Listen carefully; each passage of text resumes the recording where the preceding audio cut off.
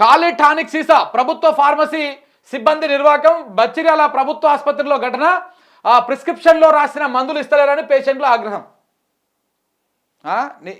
ఏమని చెప్పిండ మన ఈయన ఎవరైనా మన ఏం పేరే దామోదర్ రాజనరసింహ ఆరోగ్య శాఖ మంత్రి. నా పేరు మనోజ్.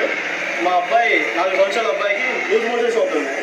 హాస్పిటల్ తీసుకొస్తే తీసుకోవాల్సింది ముందు ఒక ఎంటీ బాటిల్ ఇచ్చింది, స్టీల్ బాటిల్. ఇది యాంటీబయాటిక్ ఒకటే ఉండాలి మెడిసిన్ గవర్నమెంట్ హాస్పిటల్లో.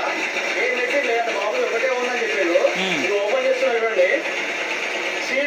స్టీల్ బాటిల్ మెడిసిన్ ఉందా, ఇందులో మెడిసిన్ ఉందా కనబడుతుందా చూడండి ఒకసారి. కనిపిస్తుందా అండి? గవర్నమెంట్ హాస్పిటల్లో మెడిసిన్ లేకపోతే ప్రజలకు ఏం ట్రీట్మెంట్ ఇస్తున్నారండి? ఇంత పెద్ద ఇది అర్థమైంది కదా.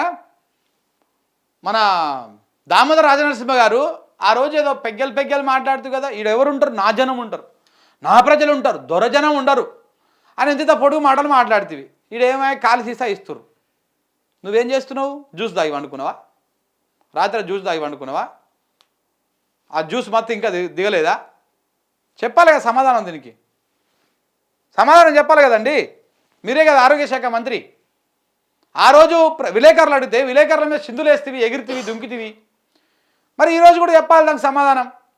ఇలా ప్రజలు అడుగుతారు, ఇది మన జనమే కదా, ఇది ఎస్సీ ఎస్టీ దళిత బీసీ జనాలే కదా ఇల్లు.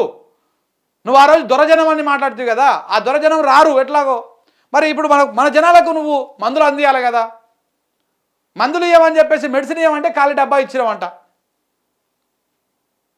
మరి ఏమైంది? ఎక్కడున్నావు? మాటలు మాట్లాడేటప్పుడు వెనక ముంగల చూసుకొని మాట్లాడాలి. యో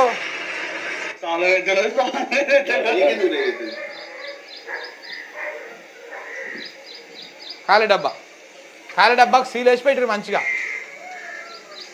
ఇంత మంచి మహానుభావులు ఇది.